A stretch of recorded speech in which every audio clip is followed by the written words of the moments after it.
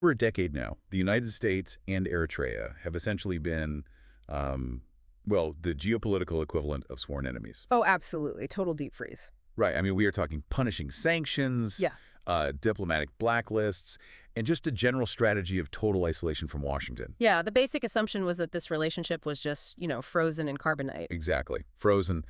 But then, on July 30th, 2025, Yeah. a letter arrives in Asmara, which is the capital of Eritrea. Yeah. It's from U.S. President Donald Trump. And it basically contains this very unexpected message, which is, let's talk. Yeah, out of nowhere for most people. Right. So today, we're welcoming you to our deep dive, where we are unpacking a geopolitical earthquake that almost no one saw coming. We're looking at this really fascinating brief from the Emirates Policy Center, dated May 21st, 2026. It's titled The US-Eritrean Rapprochement, Signs and Prospects. It's a great source, really lays out the mechanics of what's happening on the ground. It really does.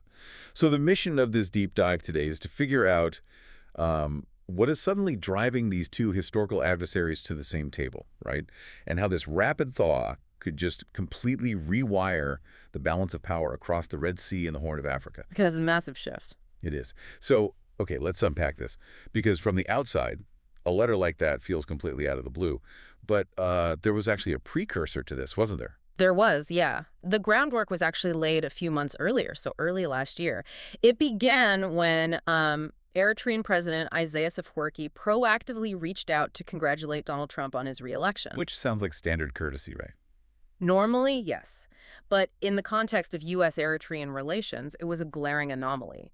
Historically, Asmara has maintained a really sharp, publicly critical posture toward Washington. Hold on, so Afwerki just, what, picks up the phone or sends a diplomatic cable? Given their incredibly hostile history, why wouldn't Washington just, ignore that as an empty gesture? Like, what made the U.S. actually take the bait? Well, because in international relations, the tone of the outreach often matters just as much as the actual content. Asmara wasn't just offering perfunctory congratulations. They were deliberately dropping their usual combative rhetoric. So it was a clear signal. Exactly. They were signaling a willingness to pursue open, mutually beneficial cooperation. And for a new U.S. administration that's actively assessing global flashpoints, ignoring a strategic opening like that, even from a harsh critic, is basically diplomatic malpractice. Wow, okay. So Washington took the signal seriously, but cautiously. Right. Which leads perfectly to that July 2025 letter you mentioned, formally expressing a readiness to reestablish a productive relationship. So the switch is flipped. The direct communication channels are suddenly just wide open. And looking at the timeline from the source material, this escalated past letter writing very quickly. I mean, by March and April of 2026, we see a whole flurry of high-level meetings. Yes, we do. The most significant of these was a major bilateral sit-down in Cairo. You had Masad Boulos, he's the U.S. President's advisor for African and Arab affairs, meeting face-to-face with President Afwerki. And holding that meeting in Cairo is a really fascinating geographical choice. We absolutely need to circle back to that when we talk about regional dynamics. But it's not just shadowy meetings taking place, right? There's tangible policy movement here. Very tangible. Yeah, because leaked memos from the U.S. State Department actually show that Washington is actively preparing to lift sanctions on Asmara, targeting around May 4th, 2026, for the rollout. And that right there is the absolute proof that this isn't just empty diplomatic chatter. We have to look at what lifting those sanctions actually entails mechanically. I mean, it means reversing a major executive order that was signed by former President Biden back in September of 2021. Right, and I want to pause and explain those 2021 sanctions for a second. Yeah. Because understanding why they were punished is crucial to understanding why lifting them is such a massive deal. Absolutely. Context is everything here. Right. So to give some context to anyone who might not follow Horn of Africa politics closely, this all traces back to the Tigray conflict. Tigray is a region in northern Ethiopia that shares a border with Eritrea. Back in 2020, a brutal civil war broke out between the Ethiopian federal government and regional Tigrayan forces. And Eritrea actually sent its own military across the border into Tigray to support the Ethiopian government. Exactly. And the involvement of those Eritrean forces was marked by severe accusations of human rights abuses. That intervention is what triggered Washington to drop the hammer. Right. The 2021 executive order specifically targeted Eritrea's ruling party, its senior military leaders, and key government institutions. It froze their assets and effectively locked them out of the U.S. financial system. Which, of course, has a chilling effect on any international entity wanting to do business with them. Total economic isolation. So by pulling those sanctions back, Washington is making a massive concession, and we are already seeing the domino effect from this. Boulos essentially gave foreign partners the green light that Washington was relaxing its grip, and over the past few weeks, the European Union, Canada, and China have all started following suit. It's a highly coordinated unfreezing. It honestly gives me diplomatic whiplash. I mean, it's like two people who have actively avoided each other at every global party for years, suddenly deciding to sit down and co-author a business plan. That is a perfect analogy. But nations don't just drop decades of mutual suspicion and ignore massive recent conflicts for no reason at all. There is always a tangible catalyst. Which transitions us from what is happening to why it's happening right now. Are we basically just abandoning historical stances on human rights and democratic reform to secure a parking spot on the Red Sea? What's fascinating here is how raw geographical pragmatism is completely overriding conventional ideological differences. I mean, Washington is absolutely shifting its priority away from pushing internal democratic reforms in Eritrea. The supreme focus now is Red Sea security. Let's talk about the geography of the Red Sea, because for you listening, it is so important to understand why this specific body of water dictates so much of global policy. We hear about the Red Sea a lot in the news, but the stakes are incredibly high for everyday life. They really are. To visualize it, the Red Sea is a narrow strip of water sitting between the Middle East and Africa. It connects the Indian Ocean to the Mediterranean via the Suez Canal. And at the southern end, there is this tiny, highly congested choke point called the Bab el-Mandeb Strait. Right, the bottleneck. Exactly. Roughly 12% of all global trade and a massive portion of the world's energy supplies has to squeeze through that strait. And lately, it has been an absolute powder keg. Precisely. You have the broader US-Israeli conflict with Iran cascading into the maritime domain. Iran's allies in Yemen, the Houthis, have been aggressively targeting commercial shipping in those exact waters. Which directly impacts your wallet. I mean, when those ships get attacked, shipping companies have to reroute around the entire continent of Africa. A massive detour. Right. That takes weeks longer, it burns tons of extra fuel, and insurance premiums for those cargo ships just skyrocket. All of that extra cost gets baked into the price of the goods you buy, ultimately driving up global inflation. That is the exact mechanism. So Washington looks at this escalating threat, and they look at a map. Eritrea happens to have over 600 miles of coastline running directly along that critical Red Sea corridor, right near that choke point. Oh, wow. 600 miles. Yeah. The U.S. urgently needs to project power, gather intelligence, and secure those maritime routes. They realize they simply cannot afford to have a 600-mile blind spot governed by a hostile, isolated regime. They need to leverage Eritrea's strategic location. Okay, so the U.S. motivation makes perfect pragmatic sense. They need a geographical anchor to protect global supply chains. But what about Eritrea? Why on earth is Asmara suddenly willing to play ball with a Western superpower that has spent years actively trying to cripple its economy? For Eritrea, this is a matter of sheer survival and strategic deterrence. The sanctions have obviously taken a brutal economic toll, and they desperately want to end their isolation so they can attract investment. But the much more immediate physical threat driving this pivot is their neighbor, Ethiopia. Because their relationship has deteriorated heavily since they allied together during that Tigray conflict. Exactly. Alliances in the Horn of Africa shift incredibly fast. Today, tensions between Asmara and Addis Ababa are escalating dangerously, and the core of the friction is geography again. Ethiopia is a massive, incredibly populous country, but it is entirely landlocked. Right. It relies almost entirely on neighboring Djibouti for its imports and exports. And an economy that large cannot sustain itself without a reliable port. There has been a lot of anxiety regionally about Ethiopia trying to secure a sea outlet, potentially even by force if diplomatic efforts fail.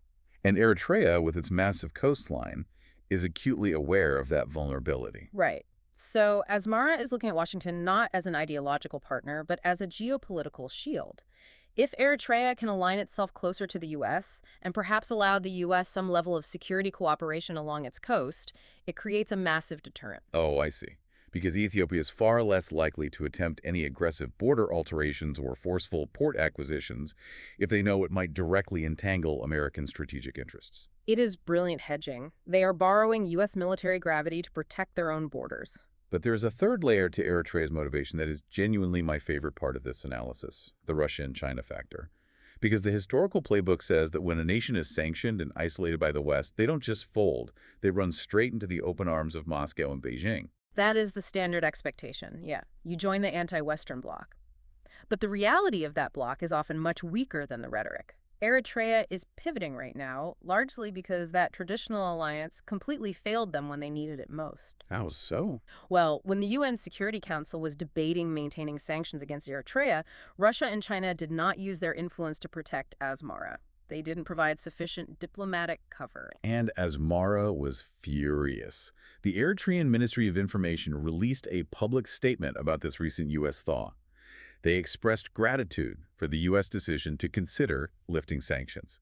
But in the very same breath, they publicly condemned Moscow and Beijing's positions at the UN Security Council as, this is a direct quote from their own government, ineffective and regrettable. That is a stunning, very public rebuke of their supposed allies. It really shatters the illusion of a unified, loyal, authoritarian alliance. It does, and you have to look at why Russia and China failed them.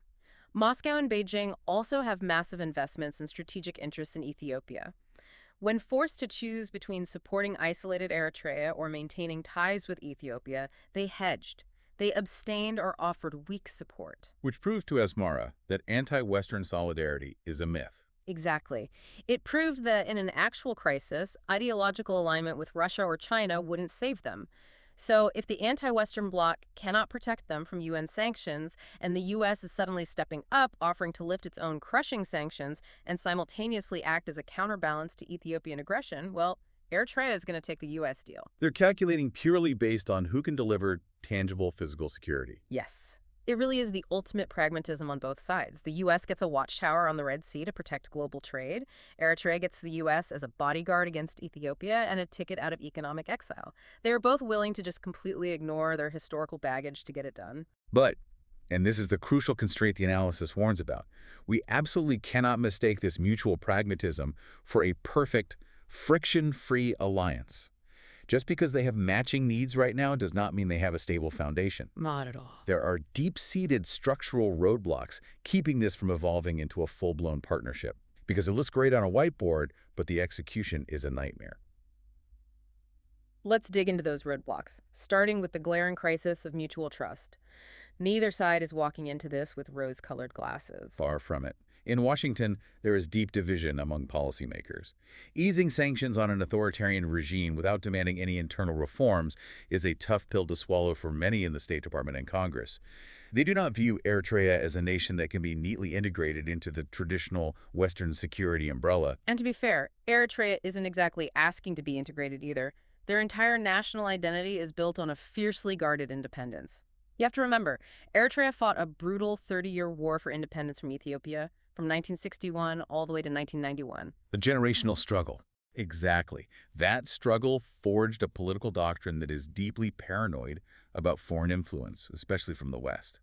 They want the immediate benefits of a relationship with the U.S., but they have zero interest in becoming an American vassal state. Which leads perfectly to the second major constraint, and perhaps the most mechanically challenging one for U.S. diplomats, the chronic personalization of Eritrean politics. Yes, this is exactly what I wanted to focus on, because the system in Asmara doesn't look like a traditional government. It is entirely centered on President Afwerki and a very small, tightly knit inner circle.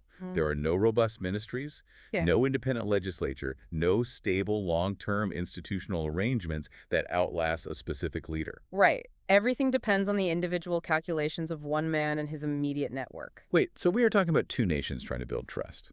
But how can the U.S. even build lasting trust when there are no formal institutions in Eritrea to actually sign binding long-term agreements with? Isn't it like investing millions of dollars into a tech startup that is entirely dependent on a charismatic founder, but there's no board of directors, no corporate structure, and no succession plan? That's a spot-on comparison. Right. As an investor, or in this case the U.S. government, you might fund a specific short-term project, but you aren't going to buy the whole company. Because if that founder changes his mind tomorrow or leaves, your entire investment just vanishes into thin air. This raises an important question, and your startup analogy is exactly how U.S. strategists have to view this. You cannot build a decades-long security framework on a system vulnerable to a single individual's political mood swings. If Afwerki's calculations change, the whole relationship evaporates overnight. That structural fragility inherently limits how deeply the U.S. can safely invest in Asmara. And even if Washington miraculously navigates the trust issues and the personalized politics, they still have to deal with the neighbors. The broader geopolitical landscape of the Horn of Africa is a complete minefield. It is. Any move the U.S. makes with Eritrea sends immediate shockwaves to Ethiopia and Egypt.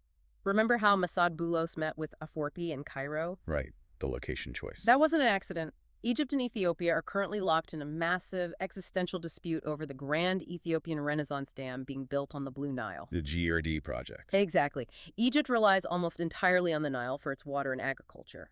They view this dam as an existential threat to their water supply. Because Ethiopia is pushing forward with it, Egypt is furious and is actively seeking regional allies, specifically nations that border Ethiopia like Eritrea to pressure and squeeze Addis Ababa. So by engaging with Eritrea, the U.S. is stepping right into the middle of this Egyptian-Ethiopian water war.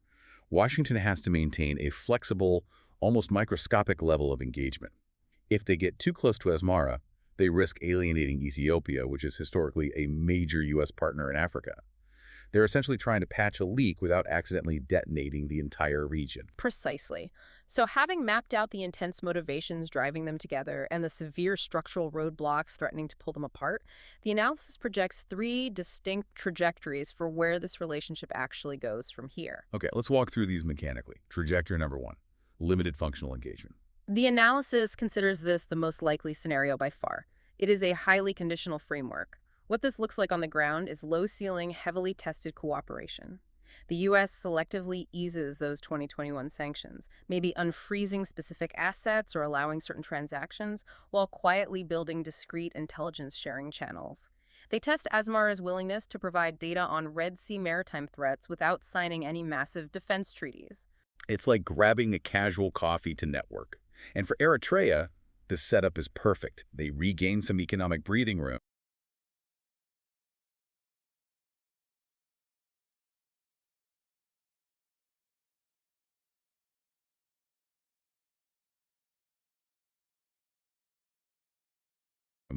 and get that U.S. deterrent against Ethiopia, but they retain total maneuverability.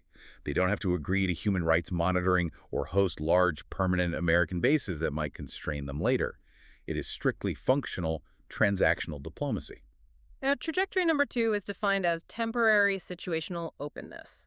This path assumes the relationship is purely reactive to the immediate crisis in the water. Meaning the Houthis in Iran. Right. If the confrontation in the Red Sea violently escalates and the U.S. military urgently needs more access to Eritrean ports or airspace to launch countermeasures, engagement will spike dramatically. Washington will pour resources into Asmara out of sheer necessity. So it's like a summer fling based purely on proximity.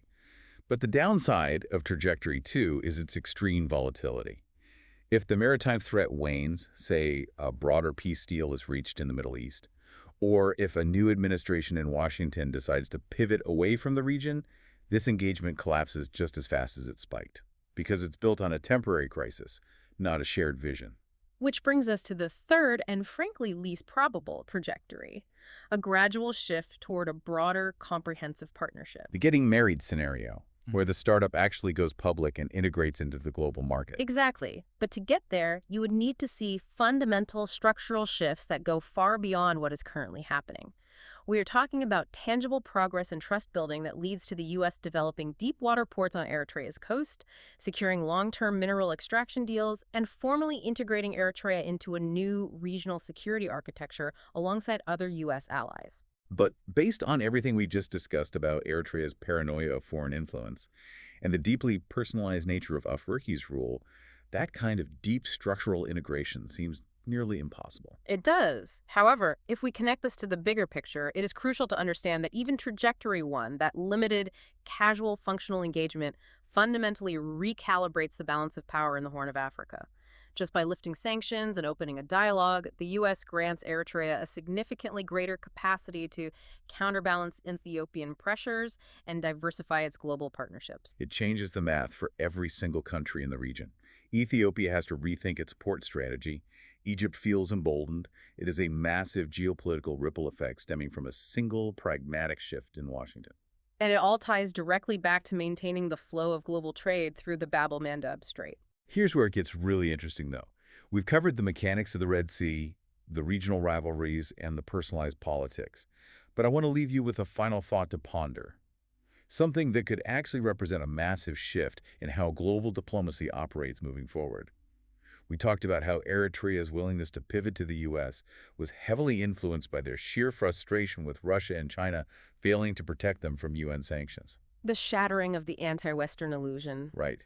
If this U.S. engagement with Eritrea actually succeeds, even if it stays at that limited functional level of intelligence sharing and deterrence, because Asmara simply felt abandoned by its traditional authoritarian allies, does this give Washington a brand new strategic blueprint? It is a paradigm-shifting question. Could the most effective way to flip globally isolated, heavily sanctioned states be less about applying constant crushing American pressure and more about strategic patience? Perhaps the winning move isn't to force compliance, but to simply wait in the wings, maintaining a back channel and waiting for their primary allies, like Moscow or Beijing, to inevitably underdeliver in a moment of crisis. It is a subtle but profound shift from playing the global enforcer to playing the quiet opportunist.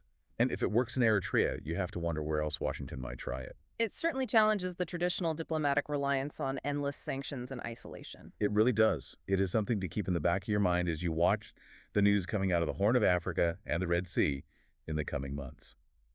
Thank you so much for joining us for this deep dive. Keep questioning the consensus, keep exploring the mechanics behind the headlines, and we will see you next time as we unpack another massive shift in our world.